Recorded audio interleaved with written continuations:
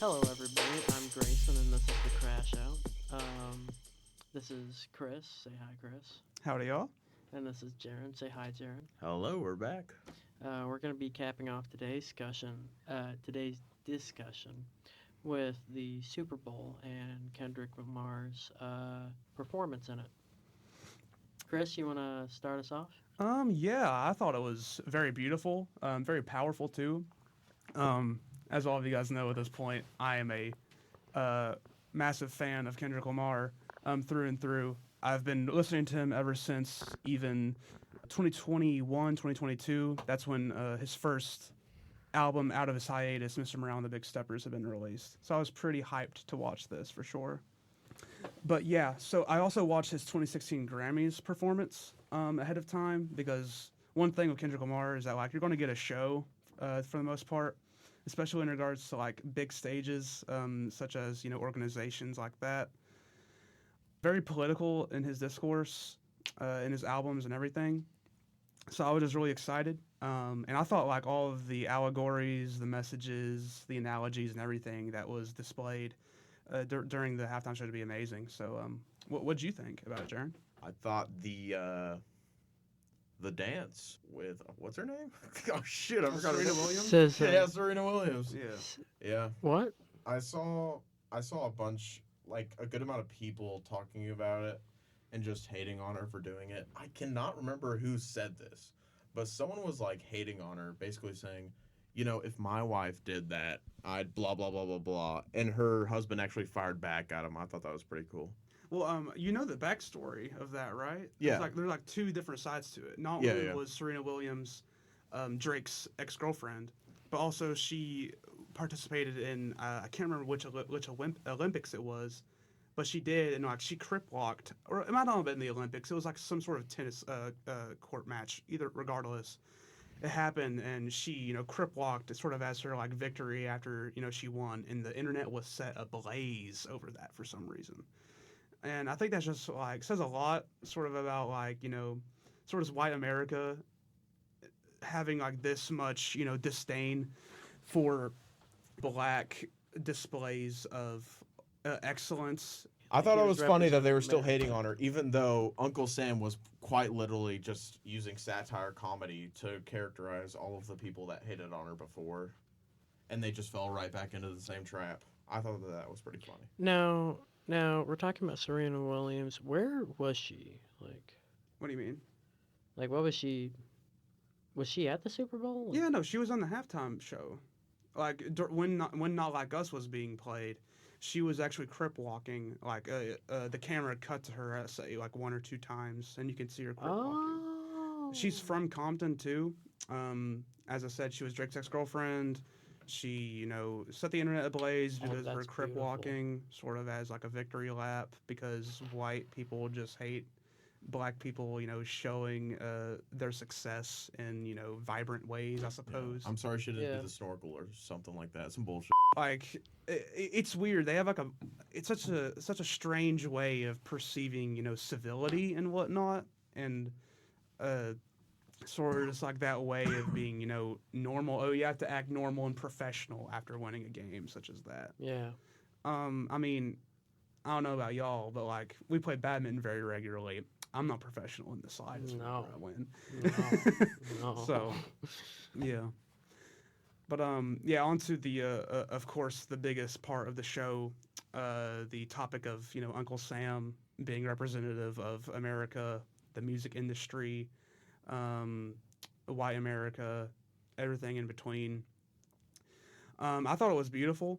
When we first pulled up the show, because us three watched it together for the most part. Yeah. I saw Samuel L. Jackson, and I was like, what the fuck is he doing here, because that was the last person I would have expected for a Super Bowl halftime performance. Then I did research into Samuel L. Jackson, and I was like, wow, yeah, no, this motherfucker makes sense for a Kendrick Lamar performance at the Super Bowl. Yeah, so there was a lot of people complaining about it being a DEI halftime show, which is I absolutely crazy. in my opinion. cringe L. Very cringe. As we were talking about the Grammys last week with like the entire idea of the urban contemporary genre in music, it's just Oh, the yeah. politically correct way to say the N-word. Like, It through really and through. is. Yeah. And they can't even call it a DEI show because he got at least 2 Grammys off of one of those songs. Yeah, yeah. I don't know why. I don't know why people are still like saying that they just threw him a bone or something. Well, I mean, even during the halftime show, like a big part of the story, like there's a story to this thing that like I've been finding out slowly but surely. This is, of course, Kendrick Lamar at the halftime show, performing a show about him doing a halftime show and not conforming to what the audience of white America wants him to perform at the halftime show.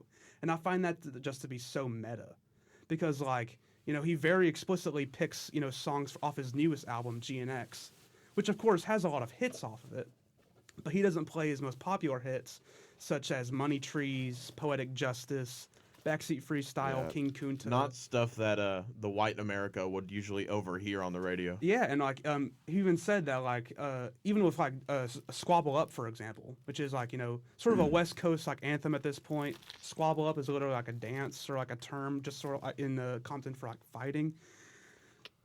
So I just found it to be very funny and very ironic for Uncle Sam here to say it's too ghetto. Yes. That was a big part. Like when I heard that, I was like, "Wow, the silence is deafening here." This made me think a lot about Kendrick's relationship with censorship, because before we got into this, I rewatched the Super Bowl halftime show. Fucking incredible, by the way. The choreography, like with these Kendrick performances, is always insane. It's always poignant. He's as much of a if he's the one designing the choreography, he's as much of a choreographical genius. Yeah. As he is musical and lyrical, but that's a whole separate thing.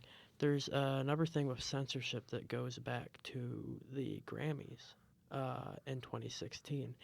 That was harder to find than I thought, by the way. They really scrubbed the fuck out of that, because if you go back, the first thing I thought was I thought it was that Imagine Dragons performance Oh no. they did, and I was just like, oh, okay, it's not my favorite thing ever, but like it's all right, and I fucked with like the part where Kendrick was there, but like No. I had to go to actualgrammys.com to find his 2016 performance. Well, you see, I'm surprised it was even on the Grammys website. I'm just go ahead and give some context to the people listening. What Grayson is speaking about is, of course, the 2016 Grammys performance that Kendrick Lamar had done. It was, of course, showcasing songs off of his newest album, To Pimp a Butterfly, that came out. It was very powerful because he actually gave his own. I can't remember if it was a freestyle he did or like just a new like all around verse at the very end of that performance, where he actually recounts how he had seen and experienced the days following the death of Trayvon Martin. Is that what that extra? Because like That's what that last part was. Because that surprised me. Yeah, and like I don't know if you've watched it, of course, Jaren, but so like, it of course is like a critique of police brutality. The first song, "The Blacker the Berry," that is performed, is literally like him and a bunch of other people dressed as inmates in jail cells. Yeah, on that album in particular, I'm on Hood Politics. That's the last one I was just able to take a look at. That's an incredible song. A shout out to Democrips and Rebloodlikins. That line went hard as fuck. I'm not gonna lie. Yeah. No, I would say that says a lot, sort of about modern America too, in terms of just like the extreme polarization. Not even like a left or right thing, sort of just in general. There's a lot of division, sort of just in like the most unnecessary of topics. People being contrarian for like the absolute, littlest reasons possible. I'm gonna make a quick point here, and it's that all this, what I was trying to get to earlier, with this all has to do with censorship. Yeah. And that's what Uncle Sam was also representing, because that's what made me think of the 2016 Grammys, because after I saw that fucking performance, which I mean, it, you just have to watch it, man. Like everything from like if you thought the choreography at the halftime show was good, this was like, I mean, they did shit with the black lights, dude. Yeah, and in my opinion, that performance was probably the best Grammys performance to date. Yeah, I highly recommend, if any of you were watching, to look it up. It's not on YouTube because the Grammys have taken it down because they are, of course, a racist institution. Typical, yeah, very typical. So you could probably find it on Google, I would imagine. Just look it up. I just realized that like after the intensity of the end of that fucking song, and then seeing Compton, Africa projected behind him, that was, I saw that and like I realized like the Grammys silenced Black America on that fucking night, and they know exactly. I mean, what they do did. very regularly, as we talked last week. And we're going to go back to the halftime show here in a second.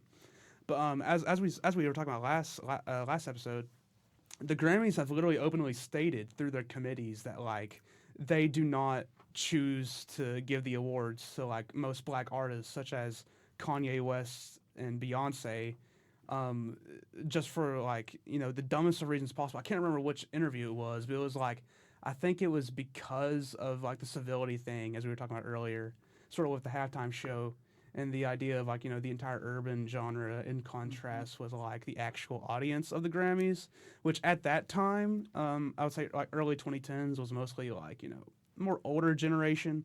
I would say now it's become more like Taylor Swift fans mostly that watch it. But yeah. That of course translates back to the halftime show in that regard, I suppose. And I was saying, and like that's what I think this was his response to the censorship too. Like he was totally calling back to that. And I hate censorship in general. I was thinking about this the other day. I just thought about the simple fact that like in debates between presidents and shit, you can't say the word fuck. But like that doesn't make sense to me because they're also talking about like situations where like kids are dying in wars and people are starving to death because they live in fucking food deserts, and there's so much human suffering in the world that I really wouldn't want a child to know about in the first place. So why is it I can talk about all of that heinous shit, but I can't say the word fuck? Who am I protecting by avoiding this? You see, I would say that also sort of correlates back to it, especially in regards to like the division thing, with like with everybody just being contrarian for the most unnecessary of reasons. Literally a part of the show was, you know, Kendrick Lamar standing in the middle of the American flag with it divided in half. Yeah. I'm sure you guys have seen that. That's like the most viral picture from the entire performance at this point. Just beautiful in my opinion. Beautiful like poetry and sort of just like, you know, storytelling and messaging. What did you think when you saw that, Jaren? I thought it was really good.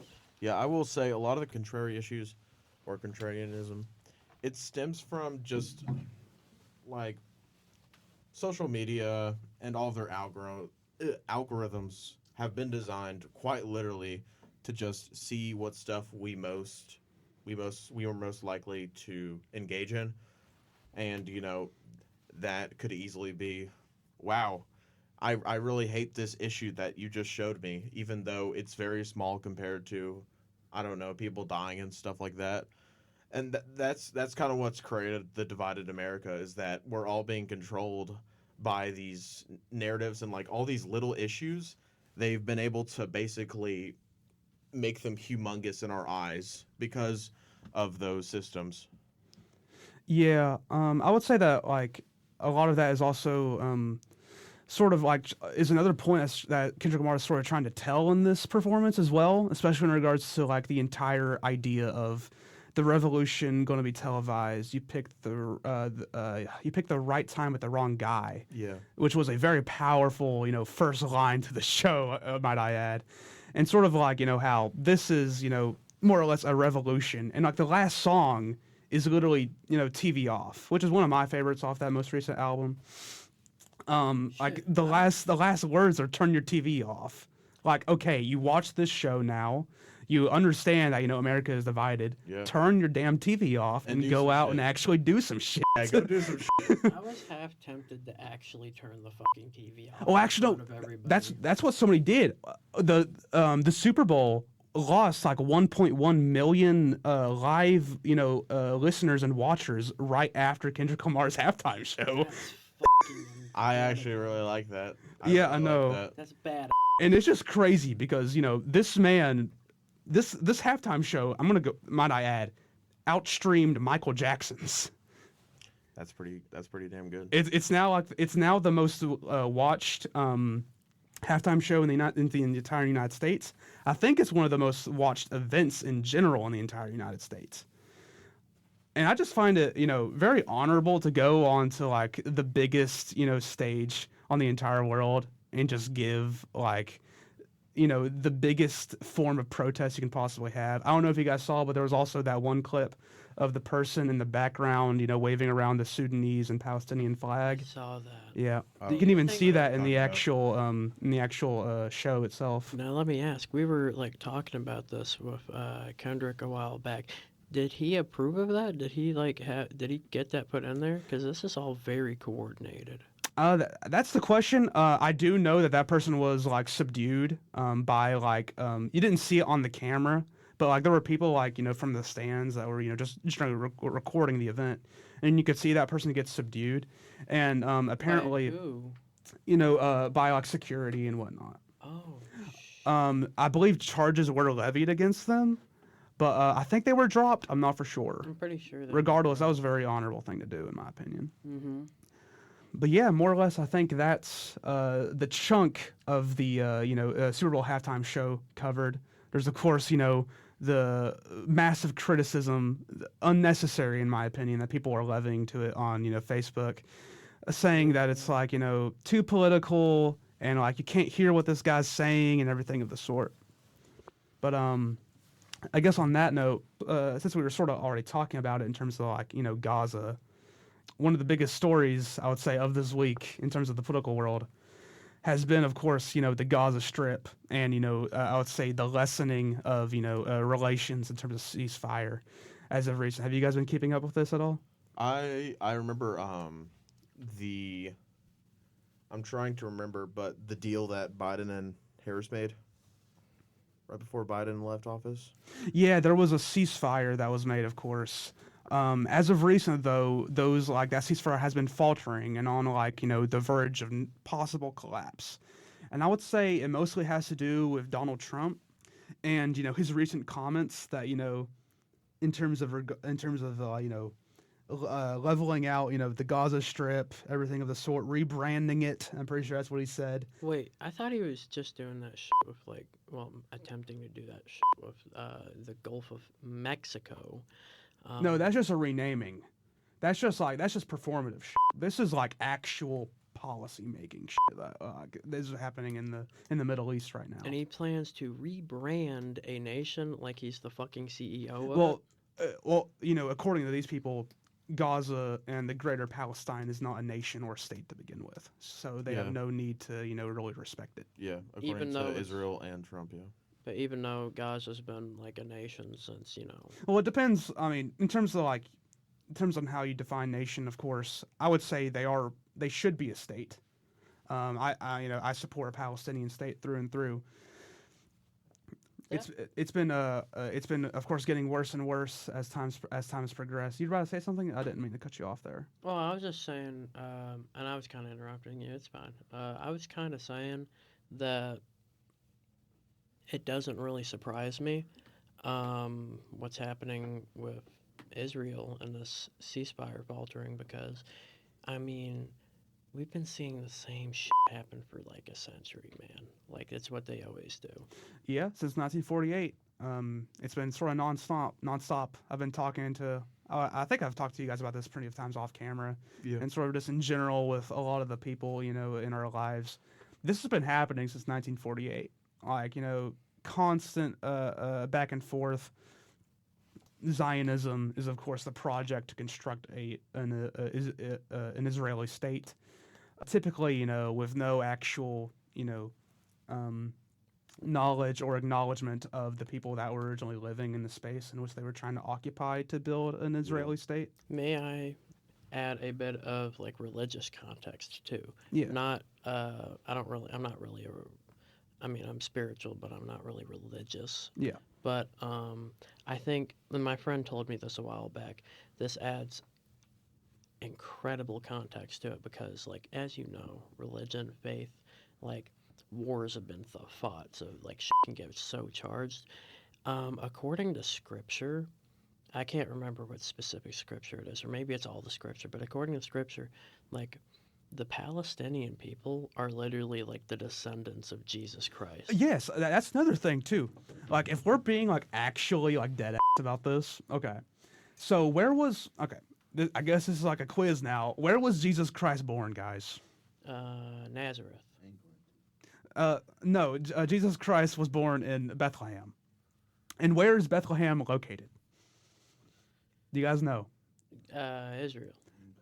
It's located in the fucking West Bank of Gaza. So by definition, Jesus Christ would be Palestinian in terms of nationality. Because they've been there since then, haven't they? Kinda. Oh, I mean, if yes. Of course, it all depends on religious context and whatnot. Religion and sort of the stories of the Bible. You can of course look at that. There's Yeah. also just like general, historic artifacts and whatnot, and accounts on many parts of the original settlers and occupiers of the land. And like that adds so, and you get more context like the more you read into that type of shit. It's honestly insane, and like it's. I mean, it was a very irresponsible, selfish thing for the U.S. to just drop people on some territory they just got forcefully.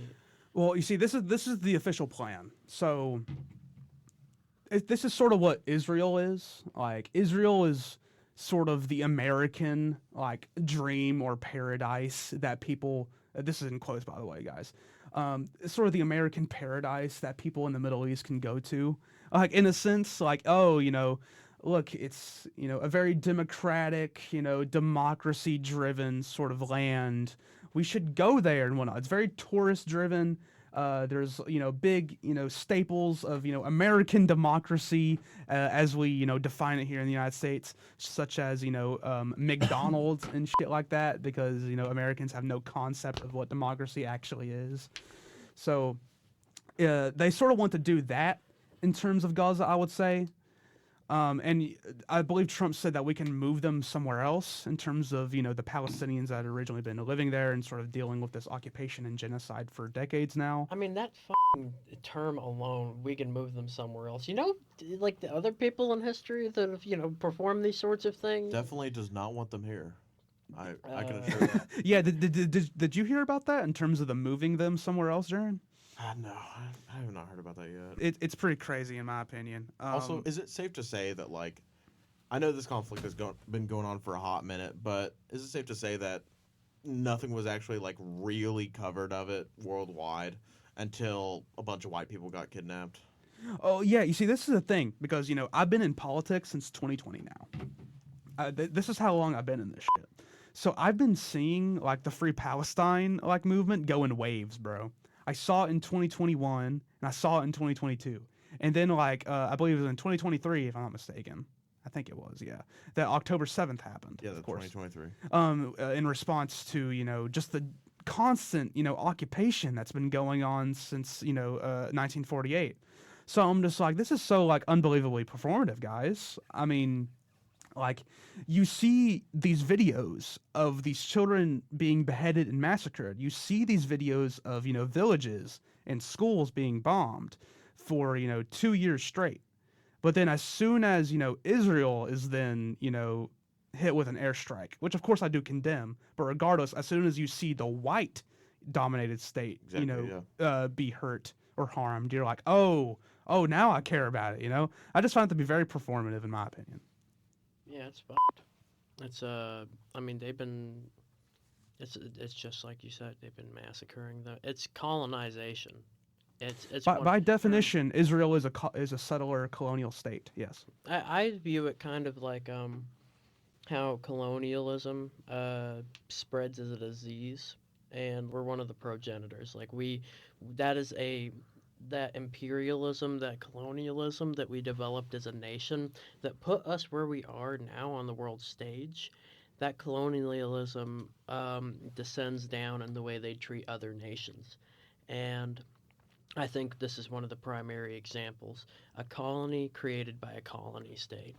Absolutely. And I think that actually transitions perfectly into the topic of immigration, as we've been seeing it, sort of unfold in the eyes of, our Lord and Savior, Supreme Leader Donald John Trump Jr.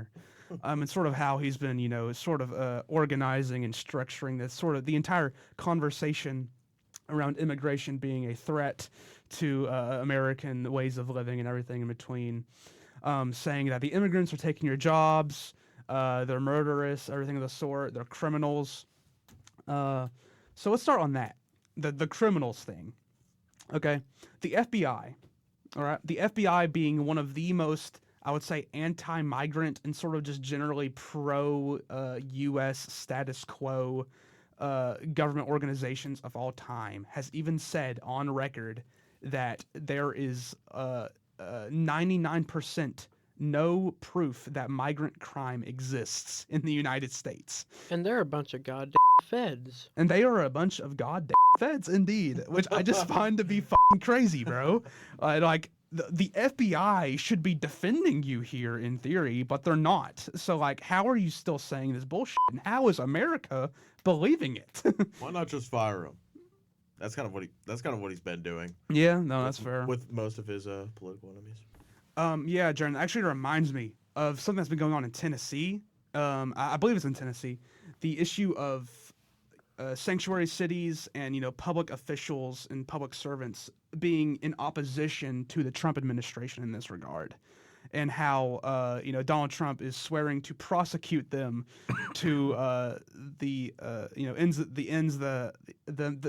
the very ends of the means that he has at his disposal, which, is, in my opinion, just a literal fascism. Yeah. I Really mean, is. Public officials are there for the due diligence and for the commitment to the people in which they are representing the constituency of. Yeah.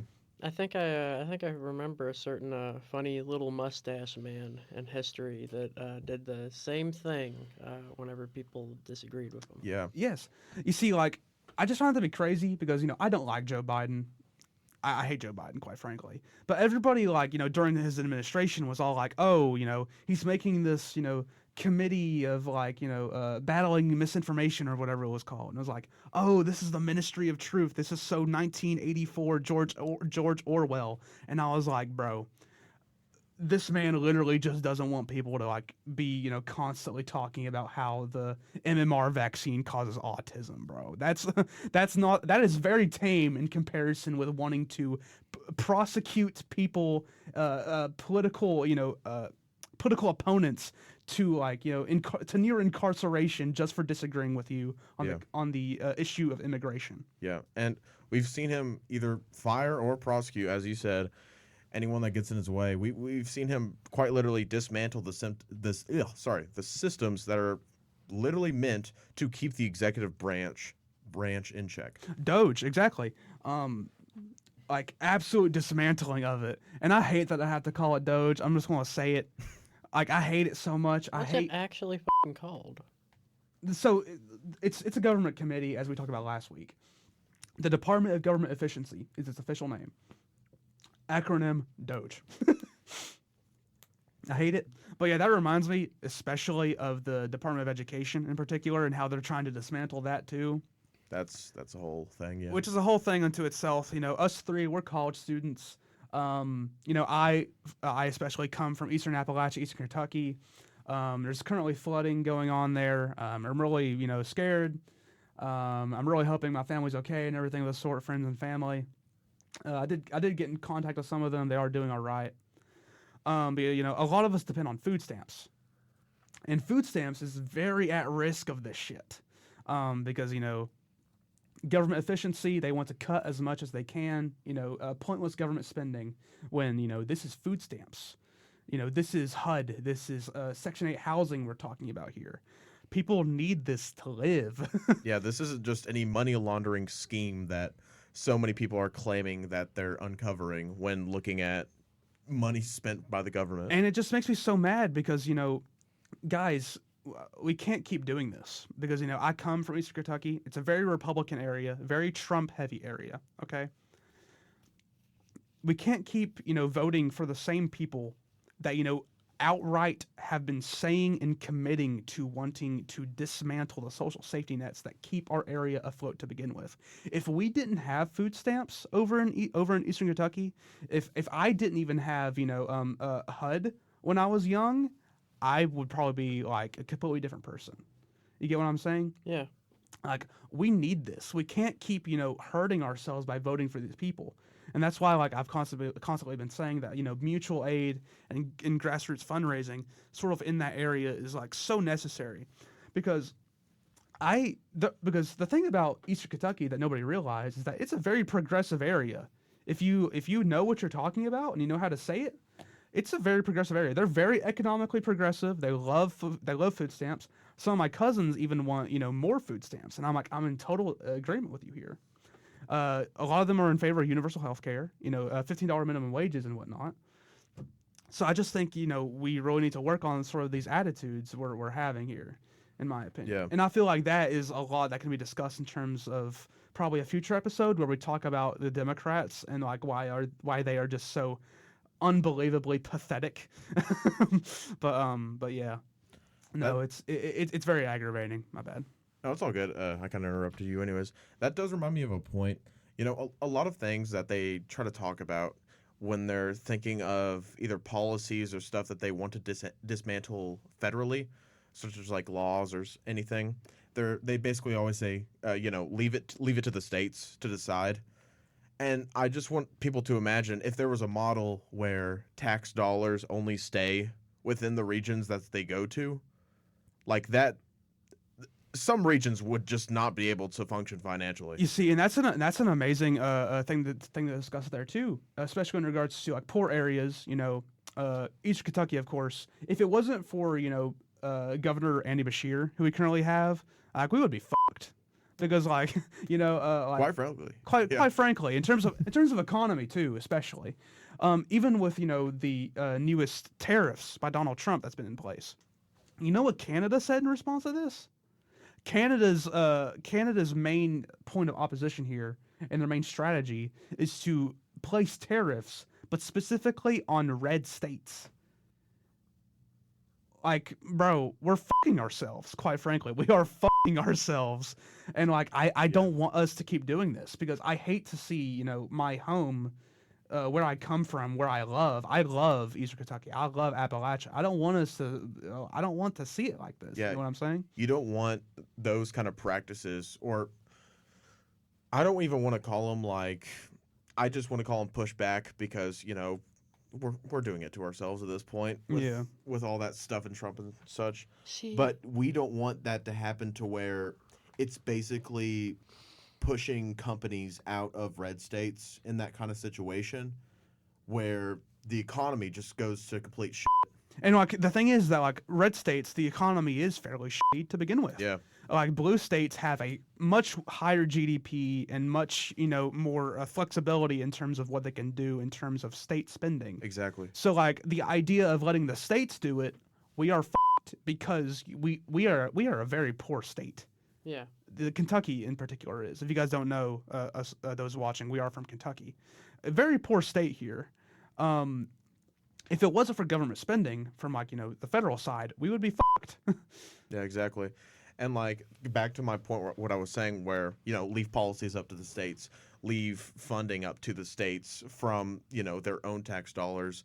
If that were to be a thing, there would be a lot of states that like Arkansas, they would not be able to pull themselves up by their own bootstraps. This reminds me exactly actually of what I heard earlier listening to fucking hood politics, because there's that line in there again, Democrats and Rebloodlicans, and that red state versus a blue state, which one you govern in? That's the rest of that bar there. And those are bars. But like on Genius, when I was researching the lyrics, I found out that that's also actually a reference to a 2007 or 2012 book. I'm not sure. Uh, called that name, Democrats and Republicans, and it's I forget what the guy's name is, but it was essentially about how red states and blue states are no better and no different than the gangs that they prosecute because it's all the same gang it's all the same gang war bullshit. Yeah, and I'm gonna go ahead and say this, viewers, don't think that we're glazing blue states because there's a lot for I as a socialist to critique about modern blue states, like California, for example. Oh, I can't wait until the episode where we're just like shitting on Gavin Newsom all episode. That's gonna come one day, and when it does, be ready, guys. No one fucking cares about Gavin Newsom. Yes, no one likes Gavin Newsom, and I hate that he's probably going to be the Democrats' choice for president in 2028. George Clooney unironically has a weird Gavin Newsom boner. I didn't know that. He was glazing him. He was actually one of the first. When Biden's presidency was kind of like shitting the bed. There was like a thing that he was at, and like they were talking about who to replace him, and like it was George Clooney himself. So it was just like, I think Gavin Newsom could like be a good replacement for Biden. And I just remember hearing about that, like, bro, what the fuck are you on? Well, in that case, we can on George Clooney in that episode too. Yes. But back onto like the topic that we like sort of like pyramided down from almost of like immigration, migrants. As we know them, there are currently the first few batches of them have been taken and transported and displaced into Guantanamo Bay. Wait. Really? Yeah. Damn. Yeah, that's what's been happening. And like, are we talking about like these aren't like actual like none of them have actually done anything. These are just like immigrants that are. Yes, these are Undocumented. Yeah, these are undocumented immigrants that have been detained by ICE, in schools, churches, hotels, and everything of the sort. I can actually give a good tidbit on that. As someone that works at a hotel, we recently have been given ICE training. That is crazy. Which is very crazy. If you guys want to know, that you can only accept them in if they have a judge issued by a warrant issued by a judge. Yeah. That's good. At least like y'all are decent-ish on that front. Yeah. So a lot of places aren't though, and the entire idea of going to schools, especially in churches, I just find to be like that's literally like that's fucking sick. That's near like fascist police state, bro. That is. This is the 1987 or 1984 that they keep talking about. It's fucking 1945. It is 1945. Like I'm yeah. serious. That is Nazi shit. I can see the mustache growing as we speak, bro. He might do it just to fuck with us. Yeah. But yeah, no, it's very sickening because as you guys probably know, you guys know about Guantanamo Bay, right? I know a loose history about it. I know it's like they've done some heinous shit over there, and most of it's been having to do with foreign prisoners. That's about as much as I know. It had a lot of prominence in the Iraq War. Yes, absolutely. So it's not. It's of course on a coast off of Cuba, I think. It's not on official American territory, I believe. So that's a big part of it. In terms of like how it's able to bypass the International Criminal Court. Oh, so it's kind of like a loophole. No, it's a loophole. I know exactly what you're fucking saying. Yeah. This is hilarious. I've played a game once where you literally fucking infiltrate a stand-in for that facility. Yeah. It's called Camp Omega in Metal Gear Solid 5. Yeah, no, the amount of people who are just tortured with like absolutely no fucking like nothing holding them back either. They don't have to fall. They can commit as many fucking war crimes as they can. There are people who are starved, beaten, raped in those fucking hellholes. Yeah. Just to give some more context, guys. So, of course, this was coming off of the Iraq War, so a lot of people that were suspected of being, Muslim terrorists, It's actually Iraq. Iraq, apologies, of course, were detained and sent to Guantanamo Bay. Since it's off the coast and since it's like, its own weird sort of loophole, like, place in the world, it doesn't need to abide by any of the actual, like, statutes of the human Declaration of Human Rights, apologies. So, like, they literally just, like, violate human rights on the regular there, bro. Like, as Grayson here said, torture, rape, everything of the sort, waterboarding, like, anything you think of happens there. It's like a perfect private little pit of sadism. Yeah, of course. And as we all know, there was no actual, proof of Iraq having weapons of mass destruction. So a lot of the people that were like actually, sent there were just like, innocent Muslim people. So that's most assuredly what's probably going to be happening with these migrants, especially because, as we all know at this point, the FBI has determined that there is no such thing as migrant crime, which is, of course, in and of itself, a very anti-migrant institution. There is, and that kind of says a lot to begin with, because migrant crime is one of the fucking cornerstones of modern extreme right. Like, yeah, we can see that ideology. in Europe, the AfD, very anti-Syrian Muslim. It's terrible in my opinion, especially because, as we were talking about, a lot of the institutions that are being checked for undocumented immigrants are schools and churches. These are children now. We're getting to the point where it's children that are being, tortured and raped in Guantanamo Bay. That's just fucking, like, that just makes me sick. I don't know about you guys, but that makes me sick. I'm angry. That can make anyone sick. Yeah, no, absolutely. I'm just angry. Literally. I'm not afraid to say that I want people like that who do those things to be hurt. Yeah. It's kind of ironic because I see people talking about all the time, oh no, all these immigrants coming in to basically abduct young children and take them into the sex rings or Yeah, God knows what. that's another thing. People say that shit. People say that they're stealing the jobs, which is another point we haven't touched on yet. Immigrants have been, concluded by economists to not take jobs but actually improve the economy tenfold. Immigration is good for the economy.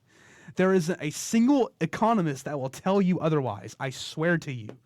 Like, I just find it to be like very stupid to argue otherwise. I mean, these are economists we're talking about.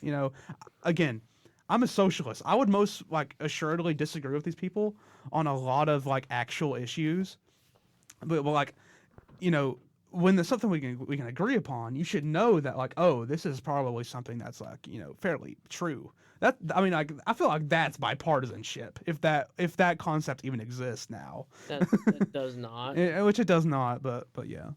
Regardless of all that bullshit, I feel like it might be time now for us to transition to more domestic issues. Even though we've sort of been touching on a lot of them, but I would say there's a lot more to discuss in terms of this week. In regards to recently, Donald Trump has been went on an interview and stated that Vance is not who he foresees to be his future successor. J.D. Vance, of course, being his modern vice president. So all I can say in that regard is the girls are fighting. The girls are fighting. Their relationship isn't doing so well. I think he's jealous of Elon personally, which is ironic because even Elon's getting cucked these days. I saw a good tweet about this, okay? I feel like Elon Musk is being more of a vice president than J.D. Vance is. Mm-hmm. What Yeah. have you been seeing J.D. Vance do in headlines? I know Nothing. he Be shipped a himself to dumbass. Greenland. What? He did what? I didn't even know that. What? Did he not? He may have, Let me honestly. fact check What the myself. fuck is he doing in Greenland? Some bullshit. I mean, like, Like, I do know that he has been going to Did he hear they got? he has been a little U.S. diplomat the past couple of weeks. I think that's what I saw where he was Oh, I see. about that though. But regardless, you're not seeing like many headlines being made No. about him, or like No. any like important like actual policy changes or reforms. It's all Donald Trump and it's all Elon Musk, which like I just find to be very insane because like insane in the fact that Democrats aren't actually franchising off of this opportunity here. You know, JD Vance might not be the successor to Donald Trump in the 2028 election.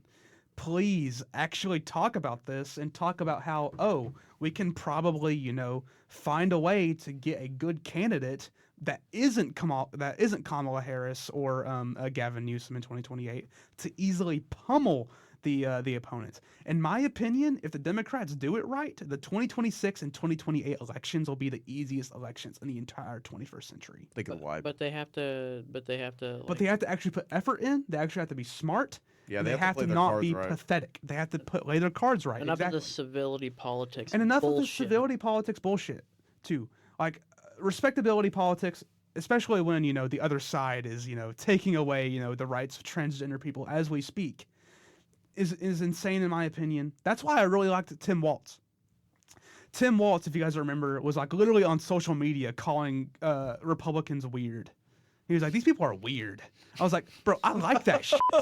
I like that It's shit, true. bro. It's Talk fucking about this, true. bro. It is true. It is true. JD Vance is like, I don't know. He's like some 4 GB AI model just walking around. I dude. swear He's to not much God, more than I've that. Exactly, met bro. motherfuckers like him before. They outsource their social interactions to Chat GPT. Dead ass. Yes, through and through. Yeah, I think Same with JD Elon, Vance too. needs a Yes. PR revamp, just like JD Oh, Vance Zuckerberg, needs a yeah. PR revamp, just like Mark, because God knows how many alien jokes were thrown at Mark before they turned him into this loving father and normal-looking person. It's so weird though because Mark Zuckerberg in particular, he does that shit, but he also tries to be really cool. I don't know if you guys have seen, but he showcases his Spotify playlists and he listens to I'm pretty sure, if I'm not mistaken, he listens to Gunna and Young Thug and shit.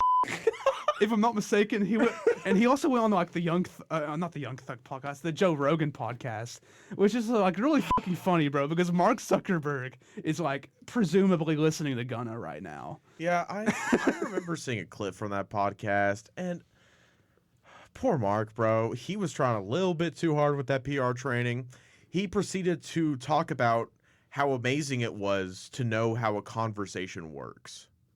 He literally just went into detail. He was like, it's pretty fascinating if you think about it. Yeah, we do it. We're doing it right now. We do it every day. You see, that reminds me exactly of not Elon Musk, Ben Shapiro, in that one clip where he says that he doesn't know how to get his wife wet. That's exactly what that reminds me of, bro. These people don't know how to talk to people.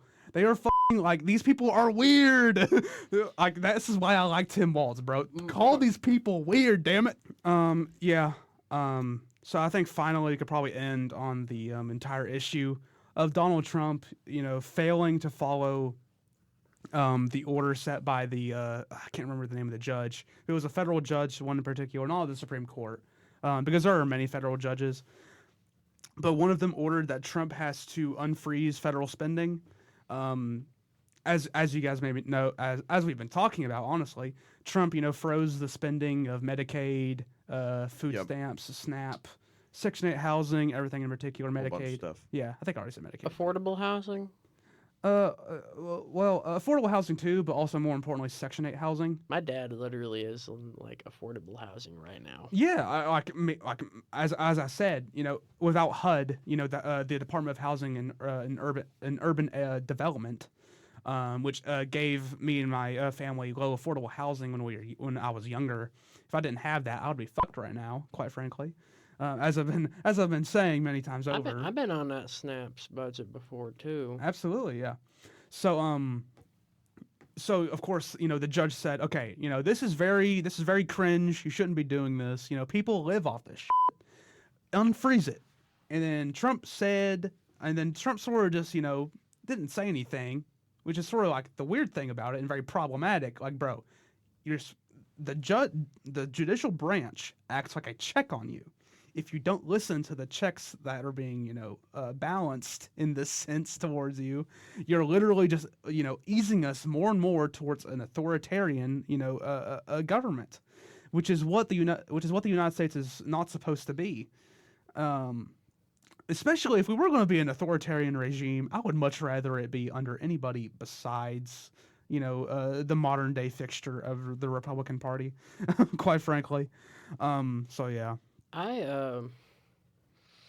This goes back to like this describes to me a process that Donald Trump is performing in its entirety, and that's like erasing people. He's trying to do everything he can to erase people, whether it's grabbing them up at churches and playgrounds and sending them to the fucking cesspit island, or trying to remove things that keep poor people like you and me alive. Yeah. Because the more problems we have, the less we can speak up about them because we're too busy dealing with those problems. Yeah. Did you see anything about this in terms of the freezing and unfreezing of the spending? I saw a little bit. I don't know if I could talk too much on it, but I do know like it definitely impacted God knows how many people. How long did it last, by the way? So I'm not entirely for sure. Like when numbers. When it first froze Medicaid and such, I know it lasted like. I'm pretty sure Medicaid lasted for a while. I think Pell Grants. I think they were gone for like 1 day, if I'm not mistaken. But regardless, Pell Grants are sort of fucked if the Department of Education is truly being abolished. Yeah. Like the Trump administration is wanting. Yeah. So again, a lot of our R3's education here may be getting fucked as well. So yeah, absolutely. Our structures are kind of collapsing around us, and that makes me want to just talk about how like the Democrats are doing nothing about it, but we can't right now because we're running out of time. So I will say, tune in next week. We'll be talking about exactly what I just mentioned, why the Democrats are so just fucking pathetic. We'll touch on A&D. Wait, sorry. AFD. The AFD, yes. As I touched on earlier, the far right party in modern Germany. They've sort of been going crazy in terms of the anti-immigration sentiments, and Elon Musk recently endorsed them, so it sort of circles back to the mess of politics. Seeing a lot of parallels. Yeah. We'll touch on the AFD and probably some other things soon. Like, it does not take a week for a lot of things to develop these days. I'm Grayson. This is Chris. Hey, what's going on, guys? I'm excited to see you guys next week. And this is Jaren. Hey, we'll see you next week.